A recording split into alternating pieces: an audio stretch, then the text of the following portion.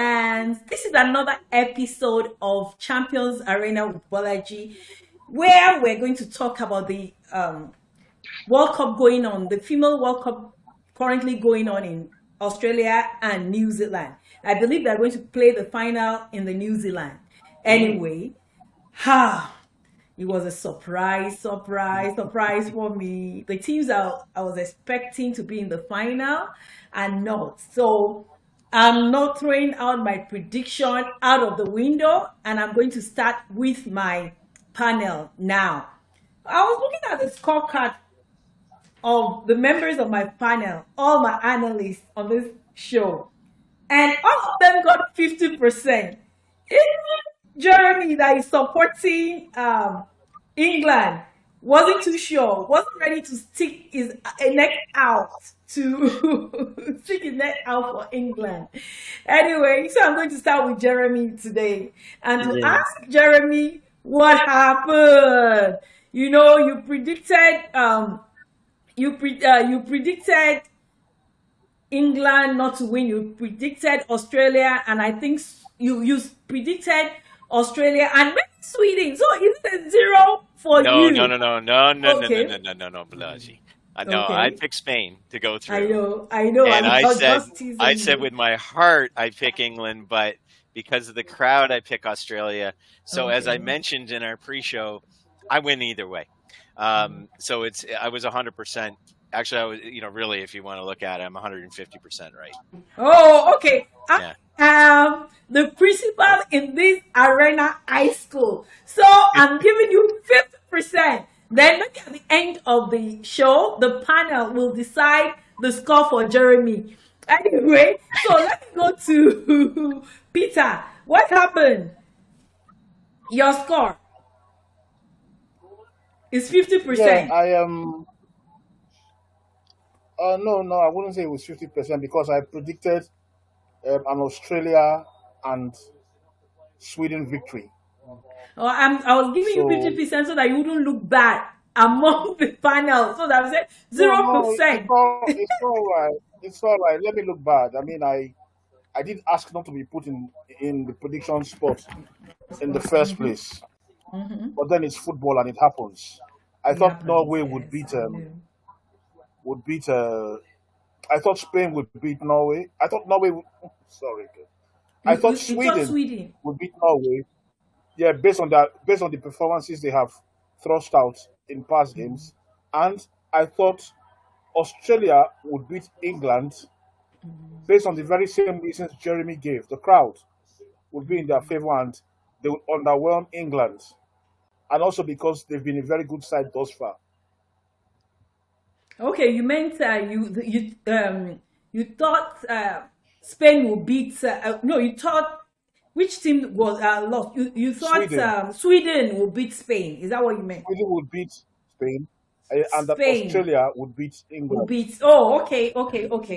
Sorry that I was repeating myself. Do we sack the principal for getting the scores wrong? No. Because I'm the host of this show. I said, should we sack the principal for giving you 50% instead of 0%? No. Because you have it your way. It's fine. Okay. Now, Fatima, you got 50% too. You are predicting Australia and Spain. Everybody was picking Australia and Spain. Almost everybody. So what happened? Tell me how come your prediction was wrong. Well, no, I can't. We can't hear you. So let me unmute you. Okay, sorry. Yeah. Can you hear me now? Yeah, we can hear you now. Okay. Well, I'm really shocked with the host country actually going through. So kudos to them completely. As it kind of said, it was like I wouldn't say it was by luck, but they earned that spot. I personally thought that England and Australia would go into penalty kicks because I kind of see them as being an even team in some ways or so. But the first half hour, one of the goals were scored right from the top corner, right. So once that was set in from Australia? Sam Kerr, yeah. Yeah, brilliant Sam Kerr. Yeah. Beautiful goal. I was just in awe. that just kind of set the tone. And I think from there and on, like England capitalized that game.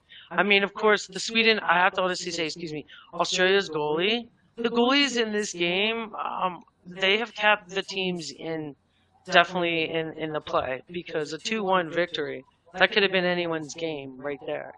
And obviously, England capitalized. Like the last, yeah, Sam Kerr, the number, she took a, what was it? It was tied 1-1, and she took that one shot out of the 16-yard box.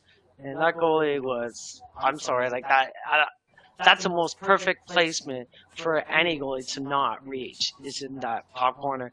And for her to take it from the 16, the power behind that, like, wow, that capitalized the final of the game. So England definitely deserved that win completely. Robbie, I need your take because you are among my panel that scored only 50%. All right, good evening, guys. It's good to be here once again.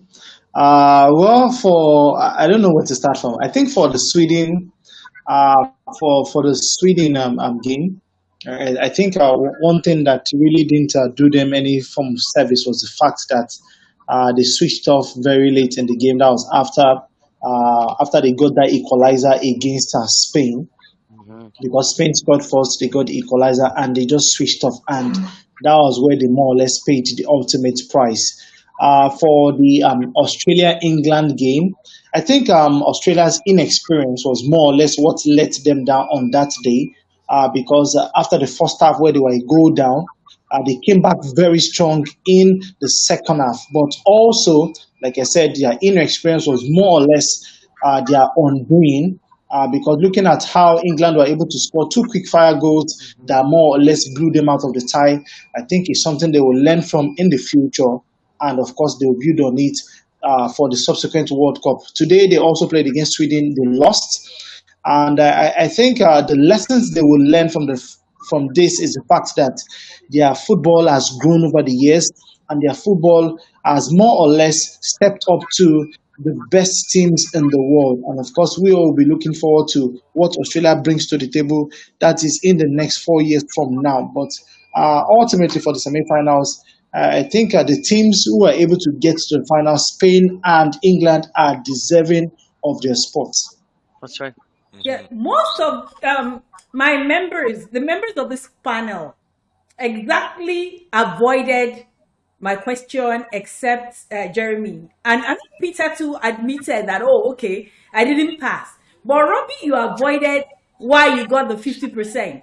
You now analyze the whole match for England and Australia. Did you do the one for, I think you did the one for Sweden too, and Sweden and Spain. But what I'm saying is, why did you feel that Australia should have won in the first place? Because you chose Australia and Sweden. Australia and Spain, sorry. Yes. So I'm taking you on that. Why did you choose Spain? Because everybody was thinking Sweden would beat Spain, and people thought England would beat Australia. So why did you now choose that the teams that you chose? Yeah, in the first place. Okay, I think I chose Australia because of Australia's momentum going into that game. That was that was in their semi-final. That was in their quarter-final match, in which they were able to defeat France. And of course, we all could see how pivotal the fans or the crowd were to what Australia did in that game.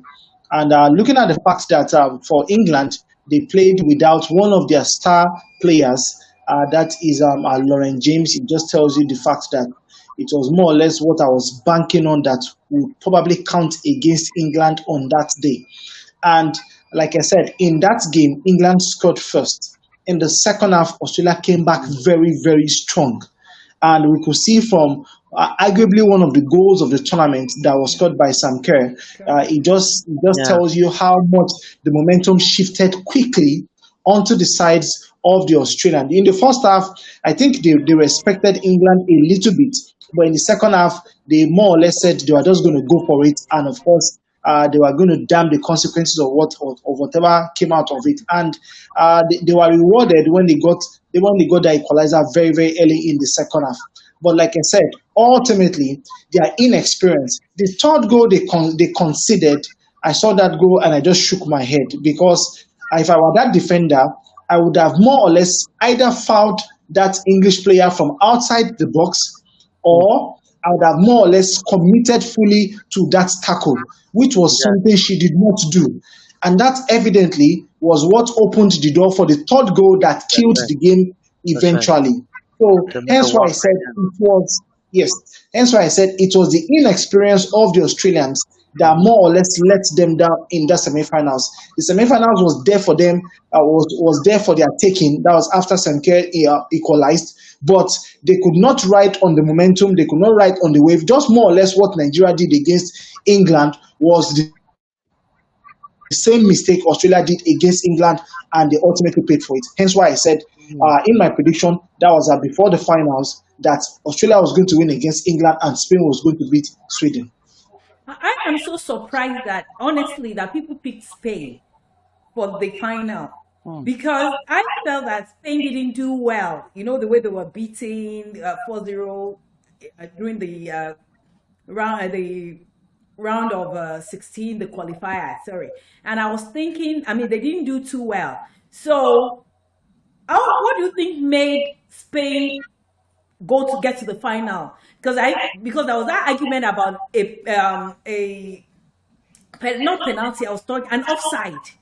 So what do you think happened, Jeremy? Because people said the first goal by Spain was offside, and the jury is still out on that one.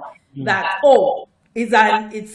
should be an offside. So from a coach's perspective, why do you think that shouldn't be an offside? Because I think it's a 50-50 call for that match.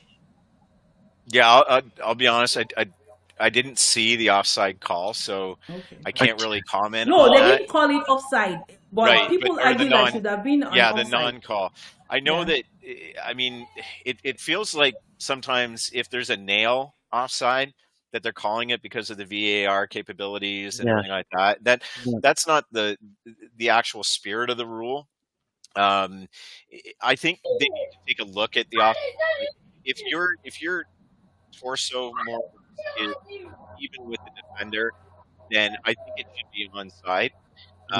If your leg is, a little bit longer than the other player, well, that's not your fault. Yeah, right? that's not. Yeah.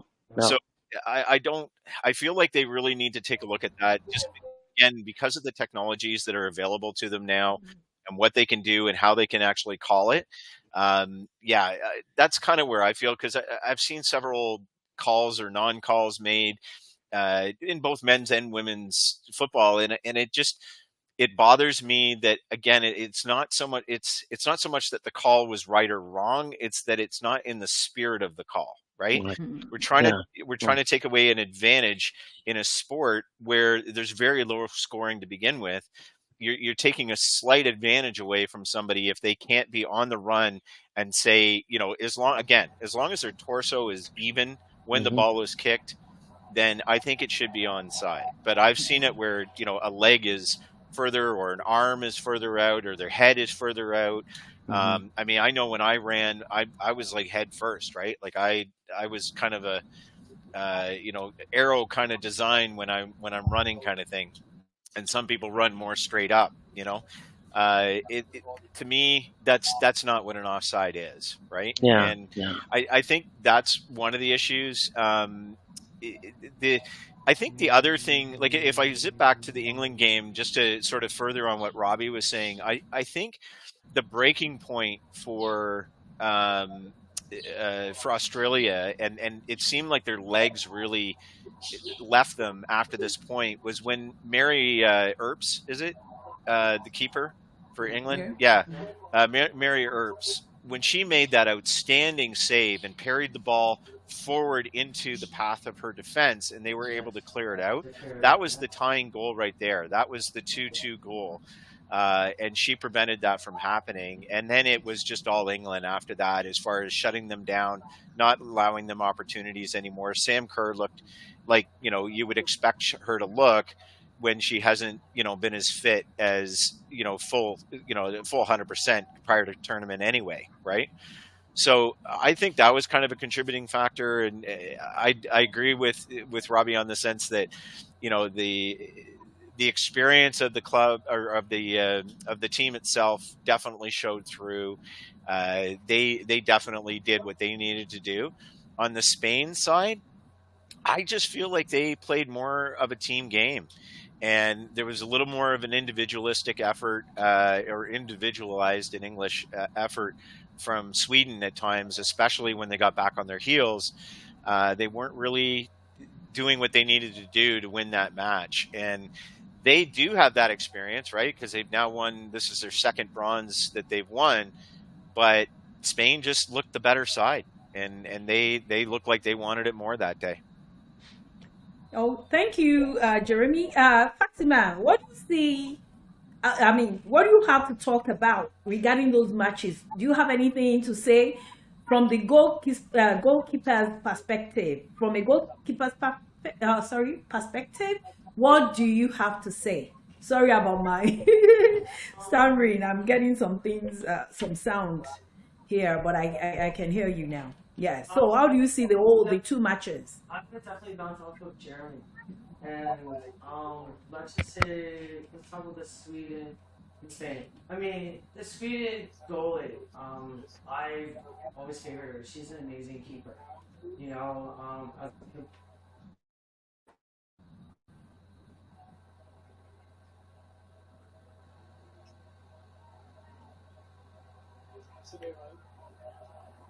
Oh, we've lost. I can't hear Fatima. She's on mute.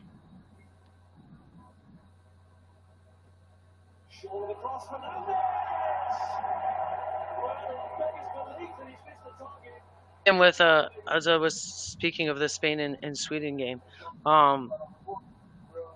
I believe that once the Swedes came off on that first goal, it did set the tone. But then right away, like, the Spaniards came right back, and then I think when they came back and responding of that, it threw that team completely right off, because I found that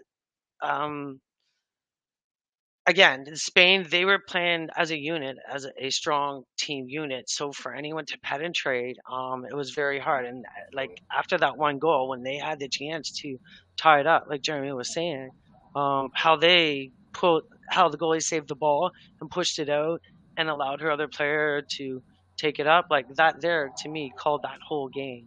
And that there is like complete strong teamwork, as working as a unit. We'll say like the England and Australia game. I mean, Australia, their players are amazing. Their main focus was just the Kerr, the star, the one Sam Kerr, right? She started it off, which set them, on the goes to win. But I just saw in some of her shots and stuff like that, she missed a lot of shots, a lot of opportunities to capitalize for Australia to win that game. And I think because their team is mainly focused on Sam Kerr, that if they had it of pushed the ball out to other players and not focus on her, I believe that Australia would have won that game. But it was just main focus on her. And unfortunately, not unfortunately, England capitalized that. I thought that they were the much stronger team and they deserved that win over Australia during that play. Peter, do you think it's because of Sam Kerr that maybe that caused a bit of problem from Australia? Because I thought she played well, that she inspired them. So what do you think about that Australian-England game? Well, to begin with, there was so much excitement in the entire country when it emerged that Sam Kerr, would be starting the game. And eventually, when she scored that goal, which she did, she showed exactly why she was worth all the hype. I mean, she was almost running from the center circle, and I remember beckoning on her to lay the pass to the teammate on the left, who was free. Mm-hmm. But she went and did it all by herself. That's right. I was just shouting when that ball went. And yeah, she got to show exactly what the hype was all about. But the main fact is, yes, she was battling fitness issues, and started. She hadn't been in the games all tournament long, except for that substitute appearance she made in the game before. But the fact of the matter is, no matter how fit she was, I think England was just too strong for Australia on the day. Yeah. England was just too powerful. I mean, they were taking no prisoners. So the best Sam Kerr could have done is put up a good performance, but I don't think it would have stopped the English. Well, Yeah. Okay. I'll quickly go to Robbie so that we can move from this section of semi-final, because the semi-final matches, because I mean there is nothing that can be done. I was expecting Australia to meet Sweden, though I'm not biased and I know where the loyalty of my analysts stand. But Robbie, just a quick roundup of all the things that happened in the semi-final. For the semi-finals, I think I think the semi-finals were more or less very straightforward because, like I said earlier on, the teams that won, they are very deserving of their spot in the finals. And of course, after what's the name? After the fact that some of the big heavyweights were sent packing, it was much more clear to us that we were going to get a first-time winner, and that will have to be between either England or Spain. For the Spanish, coming into that game, there have been a little of a controversy as regards their camp, but as it is, it's been the ladies have been able to keep it tidy on the field, and of course they've been able to go about their business very, very, very well, and that just tells you that. Okay, I think we've lost Robbie. Anyway, did anybody watch the semi-final match? I doubt if people did. So, but did you watch it? The one that was semifinal played- or the bronze medal? No, match? I'm talking about the third place. That was Yeah. Final today. match. No, I'm talking about the You said third place. semi-final. no, I didn't watch that one. Yeah, I I saw know. the Yeah, I watched highlights, but Okay, so what did Did you you see watch from it, the Katie? highlights? I watched the big. So who watched was it? in the was it Sweden? I saw the full game. Okay, so what do you see about the full game? Yes, I watched the game too. Sweden won. Sweden won Yes, against yes, Australia 2-0. Yeah. So what's your own quick review of the match? Yeah, Wow. both teams were really up for it. The Australians turned out in full force to cheer their team on, Yeah. you know, and the Swedes themselves, they were determined not to leave the tournament empty-handed, and they scored two brilliant goals to seal the third place game, and yeah, it was worth the watch if you could Yes, actually see it. yes, You know? I did.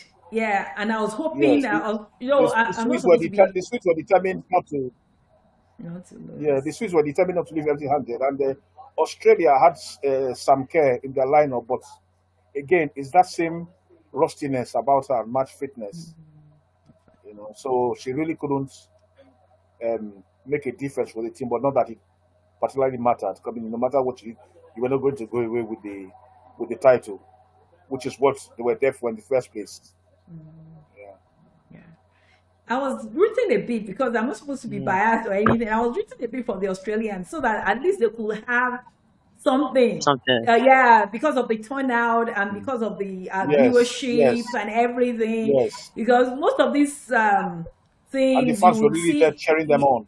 yes, cheering Yeah. them on. They Yeah. really, the whole country, from what I heard from my friends living Yeah. in Australia, Yeah. that it was always on TV, and that Nice. I mean the previous World Cups for the female World Cups, that we don't really get that support even from the host countries. Yes. The past women World Cups, that this one they turned out very well, Yes. which is And especially when you take into consideration the fact that football, or basically soccer, is not the number one sport in Australia. Yeah. Like in countries like Canada and the United States. And the United States, yeah. So a lot of credit goes to the country and to the fans. Okay. Yes. Like Canada too. I think hockey is number one, but people are having interest. Yeah. People even have interest more in the women's soccer or football than the men, which is very encouraging. And US too. I mean, they're really, really developing the women's soccer. Now we move to the semi-finals. And viewers, listeners, if you're not aware of my panel of analysts, I'm going to reintroduce them. They've been here since day one, and they've been giving us different predictions, analyses, and whether right or wrong, they've stayed to the end. So I have Fatima Harris, that is played for Canada, was a goalkeeper for Canada, an ex-goalkeeper, and she's traveled to many countries in the world. So she has experience playing in Brazil, North America, played in Europe, different countries in Europe. I have Jeremy, that is a former player and currently a coach for girls and every age group he has coached, and is really here. I have Peter, an ardent fan and a very, very well-known children's book writer, very good writer of children's book, and he's published about 2 books right now, and some are even currently being published in work. So I have Peter. I have Robbie, a sportcaster that talks about football, and I mean, watching football, analyzing football, and saying a lot of things. He's been an expert on this panel. And the funny thing today is, let me tell you, my viewers, the people here, I have 2 Manchester United supporters here, and I have 1 Tottenham fan here, and they're playing against each other. And it's so funny that I've prevented them from watching these matches. They can't throw punches at each other until the end of the match. So you guys wait and see what happens. As soon as we know the score, I'll see before the end of this podcast, whatever point of the match is, I'll tell you the scores, and I'll tell you whether there will be cyber punches thrown at each other. So I am neutral here. I know my club, which I won't share with you, but I'm happy everybody's, still present. But we're only just about to come to the end of the first half. Are we going to be here? That's what I'm saying. So that's what I'm saying. By the end of the podcast, I'll know where everybody is, and I'll know where the teams are, and I'll know what happens when I have to run off this podcast and leave them throw jabs at each other. Anyway, it's all fun. Okay, now we move to the final of the match. Women's Cup. Sorry about my gaps. We all having fun because I'm so enjoying you two guys. You guys here, especially Jeremy and Peter here, contributing to this program, and then facing each other in the background, since your teams are currently playing in the Premier League, English Premier League. So we move to the final.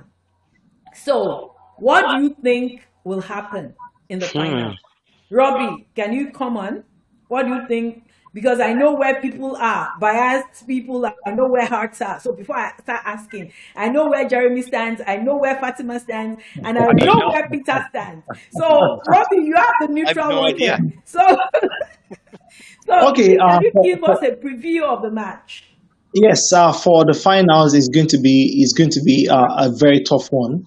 Why did I say so? Because the last Euros, both teams met each other. They met in the group stages. It was a stalemate. The game ended goalless, and they met in the quarterfinals again. And of course, the game went on to extra time. That England won 2-1. That was after extra time because the game was tied 1-1 at full time as well. So it tells you that this is more or less their 3rd meeting in a little about a year. So for both teams, they know each other very well, and they've, like I said, they've also played each other very, very well. So I think it's going to be more or less a very cagey affair. It's going to be a counter-attacking English side against a Spanish side that loves to dominate possession. And of course, it is more or less, if you blink, you miss it. That is more or less what we're going to see tomorrow. Going the way of how things are set up, I think England has a little bit of a depth in getting the win over the Spanish. Why am I saying this? Because a news broke yesterday that there is mutiny in the camp of the Spanish towards their coach. So about 15 players are not happy with the method of the coach coming into this tournament. How they've been able to keep it together has been nothing short of a miracle. And of course, I think the discontent has been growing since this tournament has started. And of course, yesterday or 2 days back, it more or less became a public knowledge as regards how the players feel towards the coach. And before the World Cup started, there was this report that the players filed a report to the Spanish Football Authority saying they were not going to play for the country. And the Spanish authority backed the coach and told the players that if they do not play for the national team, that they will be banned from football activities in the country for about I think 8+ years or thereabouts. And I think more or less that was what made them rescind that decision. So going into the finals for Spain, they will be coming in with a little bit of an extra baggage in terms of their level of concentration in this game. And I think the English would want to capitalize on that. But for tomorrow, no matter what happens, I think England still have the edge going into this game. That is the final. So at the end of the day, I believe that England will be crowned champions. Okay. Can I ask Jeremy?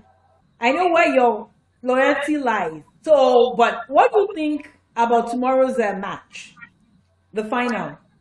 Well, I mean, I didn't realize that there was as much going on in the background as what Robbie was just sort of alluding to. I had no idea. I'm surprised because the product on the field has not shown that. Yeah. But I feel like there's this thing that I have about tenacity, and I feel like England has shown that in their games and in the way that they've been able to create and get goals when they absolutely had to have them. And I feel like, at the risk of sounding kind of biased, I feel like the overall team play of England, the overall chemistry that's going on there isn't controversy between the coach and them. So you know that they're going to be listening. They've united a country right now because it's the first English team to be in the World Cup since the 60s. So I think all those things behind them, and they're in a Commonwealth country as well, right?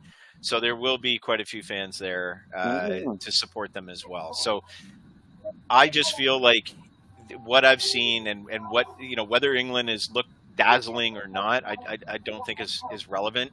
I think their overall play, their structure, the way that they've fought back, the way that they haven't allowed a goal to, like the Sam Kerr goal again, like that could have totally defeated them, right? To watch that go in and say, oh gosh, like what do we have to do? They didn't allow that, right? They just continued to push, continued to press.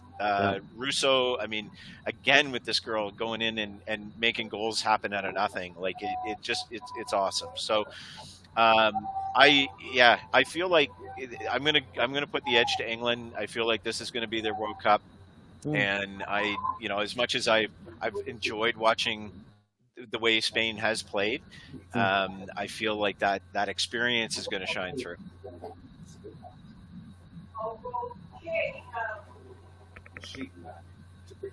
Okay, I agree with you to an extent. Yeah.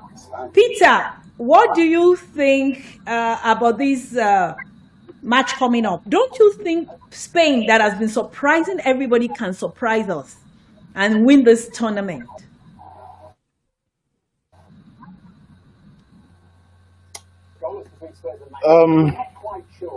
In this particular case, I just have to say it as it is. I just have to say exactly what I think.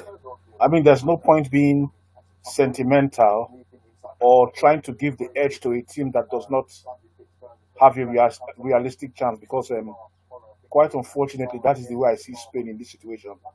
They've been a good side, and as you would expect in any final, both teams will give each other a run for their money.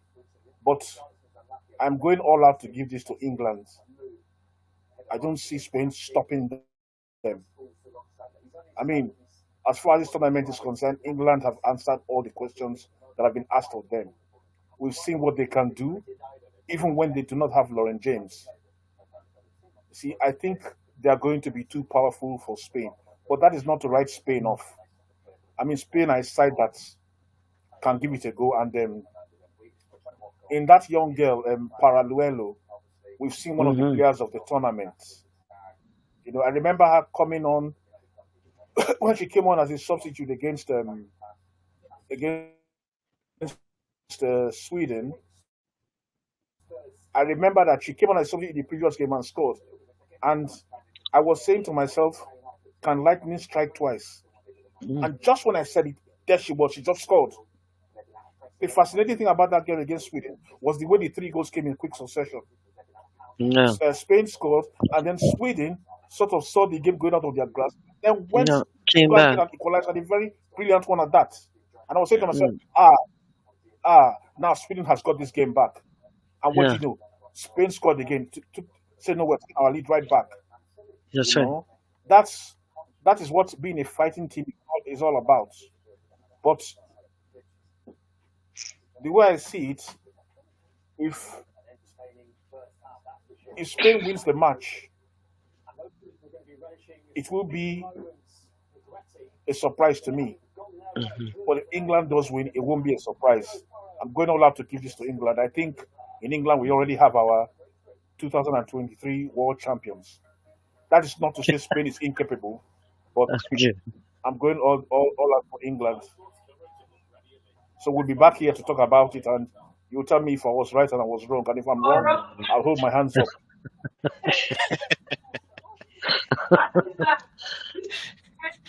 Okay. You're muted. Bolaji, Balaji, you're we can't muted hear again. you. I'm There you so go. sorry. It's because I'm hearing some background noise from my side, but now I think everything is okay now. So, everybody, What were you saying? what I'm saying is that I know where Jeremy and Peter stand. All I right. know where the loyalty has always been. But now, Fatima, I want you to talk from No, it's not about the loyalty. It's standpoint not about of loyalty. It's just about how I see people going. Yeah. Yeah. She's good. Yeah. She's good. as someone with an Italian background, and you've supported Italy this tournament. So, what do you think now? What's your suggestion? I mean, what is your opinion? That's exactly What's what that? I think. From not maybe living in England or supporting the English team for a long, long time, I've known Jeremy. He's either Man United or England. Apart from, okay, except Canada. Okay. Let me hear who you support. Like in this tournament? Yes, for the okay. final. For the final. Who you are supporting? Well, I have to say this, listening to all the gentlemen on the panel, and what Jeremy said about the coach and descriptions that the teammates have, I can relate in many, many ways. And here's the thing. That has tipped my scale to support the England because once you go in as a team, right, the coaches, the leaders, okay, and the captains and so forth like that, and if the morale is already down, well, there's no how should I say this? There's no team bonding. I mean, there could be team bonding with the team members, but not with the coach. And when you have that unbalance like that, that can throw the whole game completely off. Because when the coach is making changes or having the decisions to choose whatever players, the players, if they're not in cahoots with their coach, they could take offense to that. And then whoever is chosen, even though that we're all team players and we're team members, that all of us are of equal, that whenever there's animosity with the coach and the players, unfortunately it will have to show somewhere or another. And if they haven't showed it now, you're going to be under so much pressure, and it's easy to lose your whole focus when you're against your own coach. And I've had players walk off the fields, take it personal. You're at the center stage of a grand finale, and this is going down in history.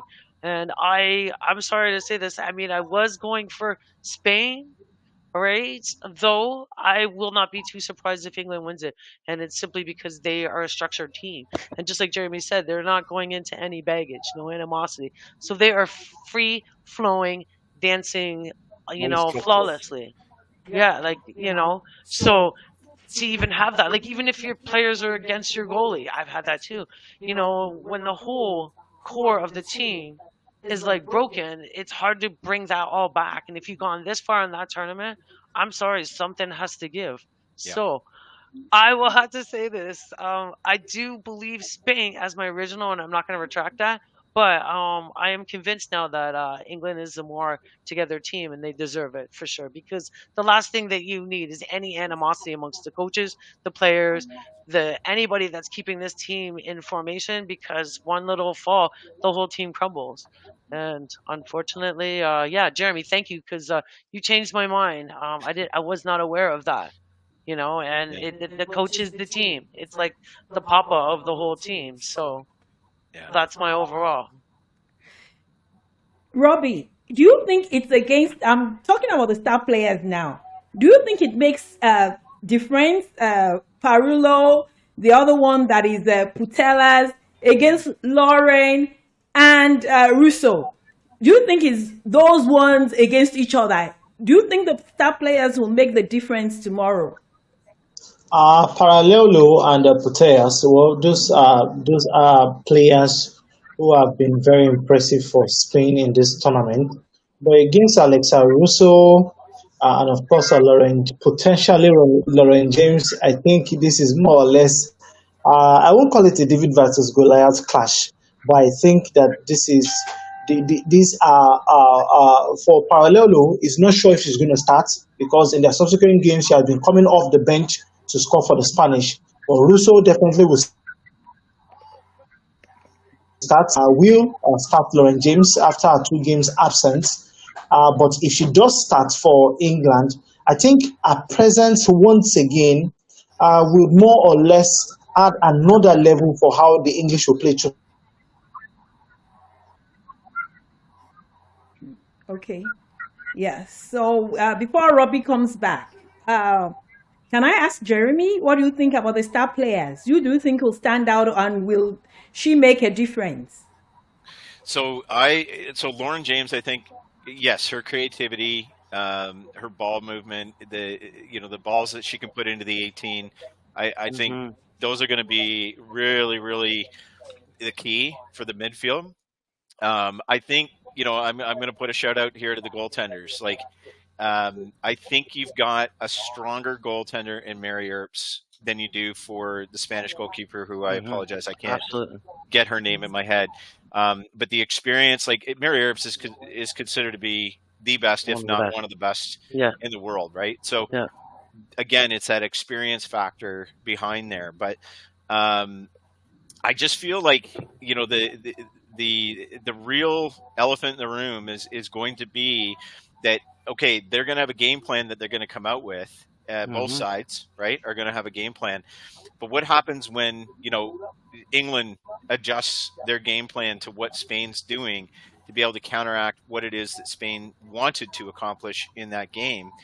And if those players are not listening to their coach and aren't Yeah. together as a unified group there, then when that coach presents an option for them to change over, are they going to actually affect change on the field, right? And That's right. I feel like that's going to be a big contributing factor to how the outcome of this game. I think it's going Mm-hmm. to be a tight game. I mean, pound for pound, when you're looking at the players playing against each other, I don't know that you could really find one player or the other that's going to really make that much of a difference to dominate the full squad. Because again, at the end of the day, you've got 11v11, right, for a reason. Mm. But I think that overall issue that is, plaguing Spain, I think that is what it's going to boil down to. Are they going to be able to actually lift themselves up do what needs to be done, change the things that need to be changed during the game, because it's always changing, and show a unified front. If they can, it's going to be a brilliant match. If they can't, England's running away with it. Yeah, I agree, 100%. Okay. Now, Peter, who do you think will Lauren James make the difference? It's been working out without her. So, what do you think will happen quickly so that we can move to your prediction, especially? Well, like I said, I just think England is going to edge it. I expect the Spaniards to give them a good fight. I think they're going to edge it, and I think Lauren James is going to be a crucial factor in the outcome of the game. I also do think they will be keeping the Spaniards will be keeping Paraluelo on the bench again to come on maybe in the second half for her magic moments, which she has been able to produce in two previous games. And let's not also forget that Paraluelo is young, and she also was a track and field athlete before football took over. So that too could be a crucial to her pace, her speed. But still, this England team we are seeing, they are savage. They are wild animals on the hunt for prey. And I think they're really going to do it. And Lauren James will be a crucial factor. So if Spain does win it, I will be surprised. If England does, I wouldn't. Giving this all to England. I'm sorry. This background noise, transferring things and everything. So apologize for that again today. Anyway, okay, I'll go back to Fatima. So just a quick overall about the matches being played tomorrow as the players or the goalkeepers. What do you think? Will the goalkeepers make a difference, or the players like I said, Lauren James, Russo, the Parello, and the other player that I just mentioned? Her name is Putellas. So do you think it will make any difference? Well, I will say this to all the gentlemen, that we are all agreeing that this is definitely going to be a savage game. Sorry. We're not hearing you, Fatima. Your mic's muted. It's on mute. Yeah, now we got you. Okay, so as I was saying, like, from all of you gentlemen there, and Peter, I love your expression, the savage game. I'm definitely going to say that this is going to be the most shots, because both sides, the Spaniards, they're fast, and from watching their games, like, they fly off these shots from all over the place. So I believe both goalies on both sides are going to be working their behinds off. I believe it's going to be a close game, perhaps 2-1. I always like a penalty shot in between any game just to kind of set the momentum. But you know what? I'm convinced now that I believe England is definitely going to be the stronger team, and the overall it's just the morale of the whole squad in Spain. That's unfortunate because it's the whole team that wins the tournament. And even if it's like one person or, somebody that's sitting on the bench, if you guys are all as a team, it doesn't matter, then the team wins it. And unfortunately, when the coach, I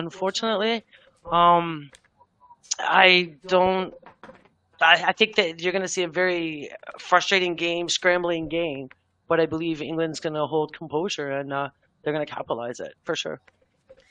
Yes, I like our program because we can stand up, we can drink tea, we can do everything. So I know interruption things can go on.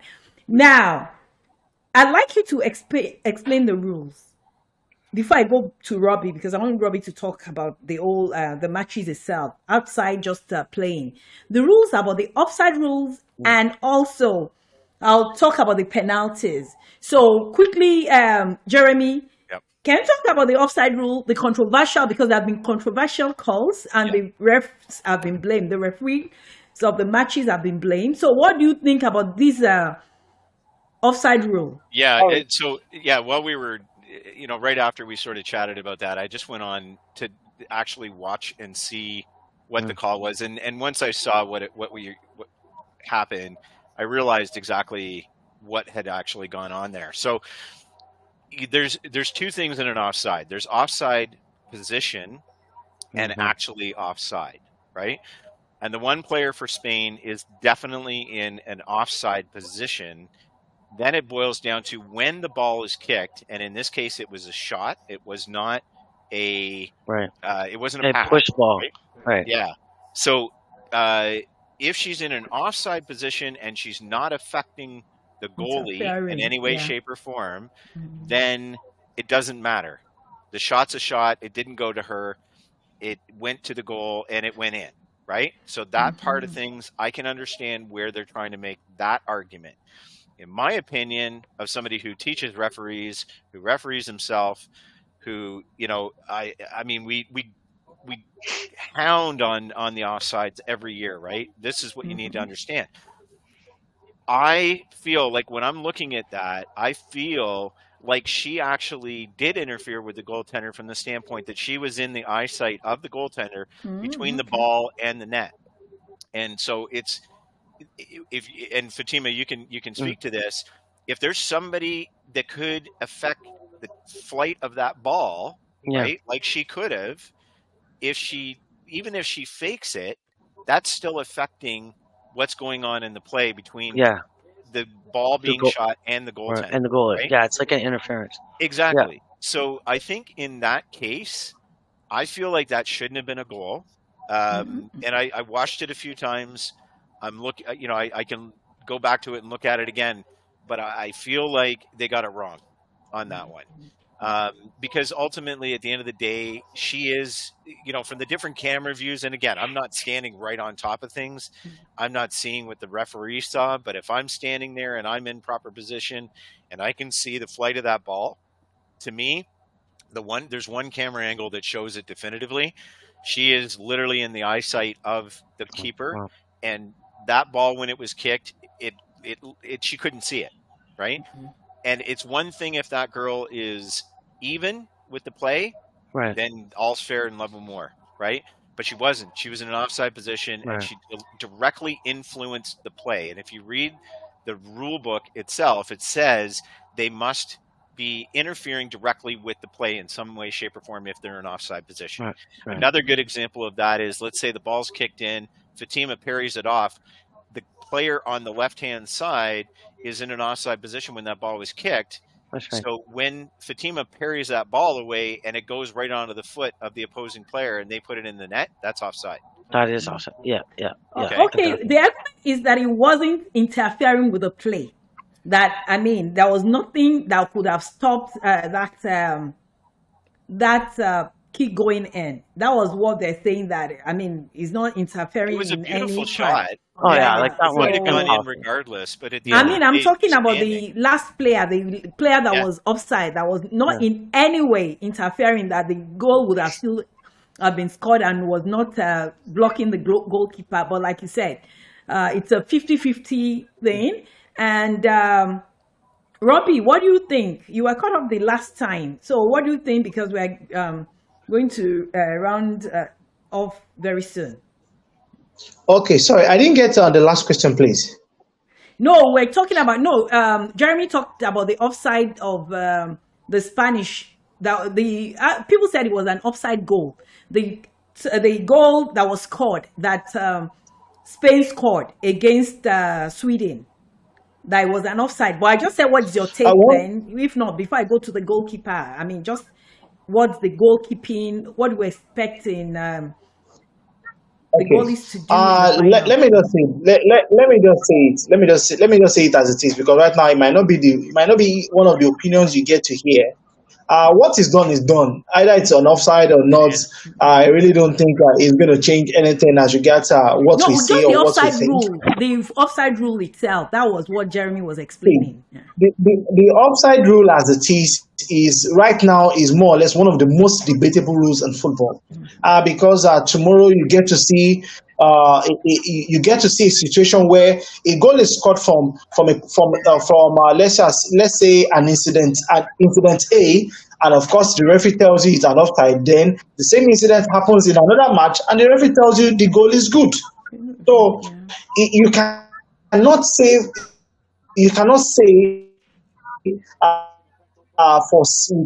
that kind of certainty as regards, okay, this is what the rule book says and everybody sticks to it. That is just one of the major issues we're having right now. For the Spanish first goal, I didn't see the goal except I go back and maybe watch the highlights of the game. But like I said, what is done is done. And I believe that so far in this tournament, for every goal that has been scored, each of those goals have been scrutinized by the referees as well as those in the VAR room. And of course, if the VAR room officials come out and tell you the goal is good, then the goal is good. So I really don't think there's much to say as regards the first goal scored by Spain because, like I said, once it is given the all clear or the green light from the officials in the VAR room, then it is a goal. So for me, if it was given as a goal, then I believe it's a legitimate goal. It's a goal. Okay, thank you very much because the VAR ref did not call the coach. The main referee, the central referee, to come and have a look. Anyway, so we'll move on quickly. Fatima, the goalies. What do we expect from the goalies in the final, or do you think it will make a difference? I do believe these goalies will definitely make a difference because both sides of these women, they will be taking a lot of shots. I see that this will probably be the most structural final game because England will probably set the tone and set the positioning, whether they're going to be playing in the midfield or they're going to be hanging out wide on the wings. And I believe, I think this game with the goalies will determine, whether it's 1-1 or 2-1 or whatever. I believe that both of these goalies will show you what the number of goals it should have been in or whatever, and I believe that they're going to definitely play a big role in this. And also too, without a coach, as a goalie, I'm very, very verbal. So if their goalie can communicate with the players to keep them in the momentum, right, without carrying any animosity towards the coach, then I can see Spain, hopefully stepping up and handling it in. But I would definitely say that the leaders of the teams right now would definitely be the goalies because they have to speak and get their players motivated and moving because it's them that will be saving the balls on the other side. And of course, you got your star players. If they can put it in, then it's game on. Okay, thank you, everyone. I'm going to put you into a spot now because our time is fast running out. So I'm going to start with Peter as always, which I want him to say it and I'll put it on the paper today. And so, Peter, the principal's report is out to mark you. What do you predict tomorrow? England versus Spain. Who wins?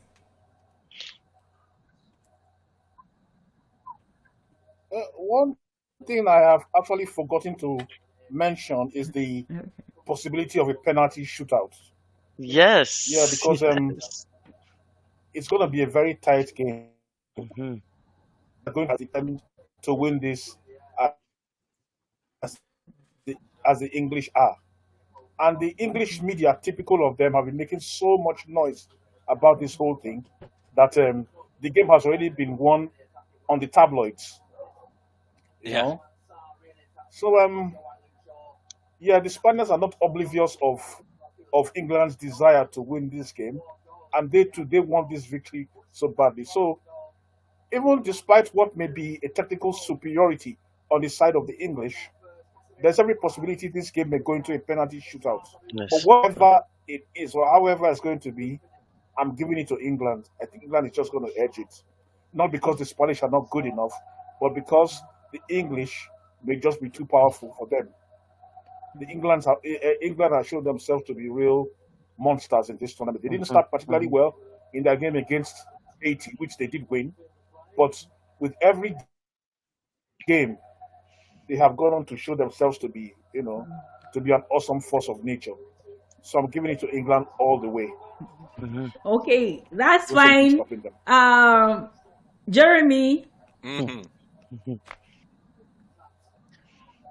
You Yes, Jeremy. Yeah, Jeremy, your prediction. Peter said England. Jeremy. I don't know. I'm you don't know? I'm on the fence a little bit. I feel like, maybe no, England, 100%. England, yeah, choosing England. Like okay. I just in watching some of the games with Spain, I think the one thing that England is going to do better at than Spain will is defend.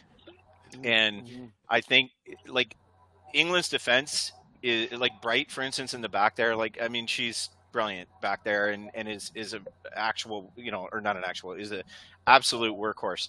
So I feel like the defense of England is going to do a better job of shutting Spain down than Spain's defense will do a better job of shutting England's forwards down.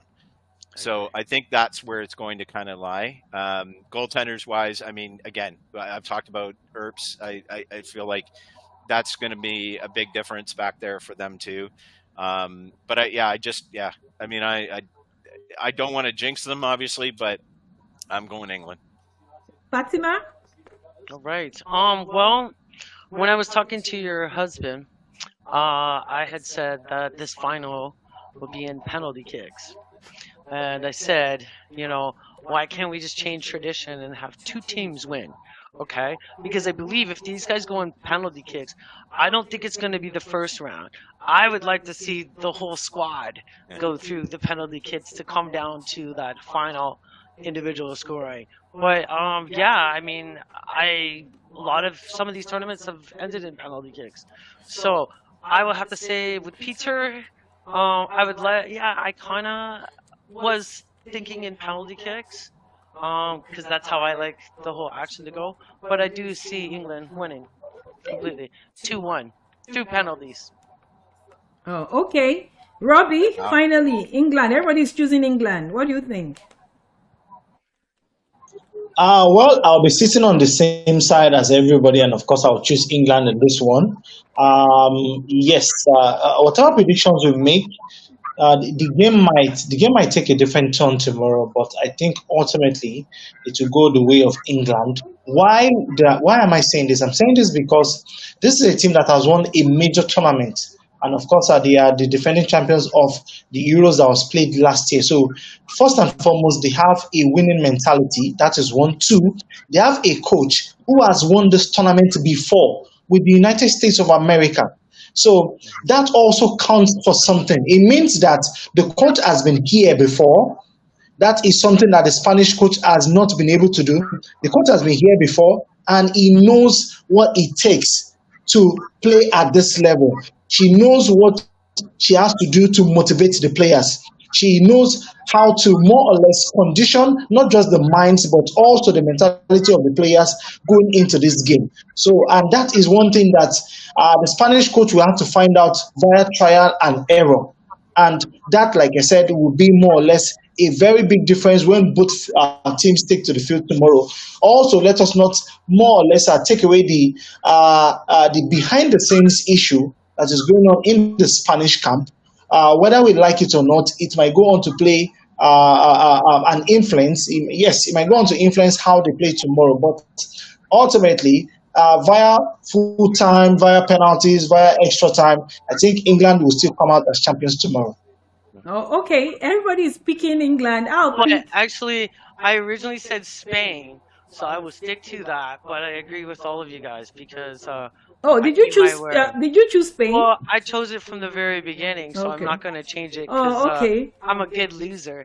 But I definitely go with the gentleman panel with England. Yeah. Absolutely. They convinced me, and that's what the fun of it's about. So I apologize. Okay. I was going to say Spain just to go out of this. I mean, just to go against everybody and sound neutral. Okay, that's nice. I'm not going to pick any team again. And we've had a very, very, very fun time. And right now, the live score for that match against Tottenham against Man U. Tottenham is leading by 1-0. So, what is going to happen? Are you guys going to cyber punch each other, or you just leave everything till tomorrow? Until tomorrow. Leave it to tomorrow. Match isn't over till the match is over. Okay, good. Robbie, is that what you think too? Yes, I think we can leave it till tomorrow because if you ask me for my opinion right now, I am so sure you don't want to hear it. United have been terrible in this game. United have been abysmal. For somebody like me who have played the game for over 15, 20 years, it is terrible to see how United are set up. The spirit of the players or the attitude of the players to this game is one of the most terrible I have seen in my entire life. And for a captain who does not even know how to more or less put his men in the right perspective, it is a very good talk. It's a terrible choice for United going into this game. Tottenham has been on the ascendancy, and of course, their body language going into everything positive in this game has been wonderful. And like I said, it is so sad to see United play this way. The prediction before this game was United was going to lose this match, and I was 100% with that prediction as regards United losing this game. United, if United plays this way from now to the end of the season, I tell you they will not make top 6 because this team is not ready and their heads are still in the cloud. And of course, if they want to turn things around, some players in this team needs to go.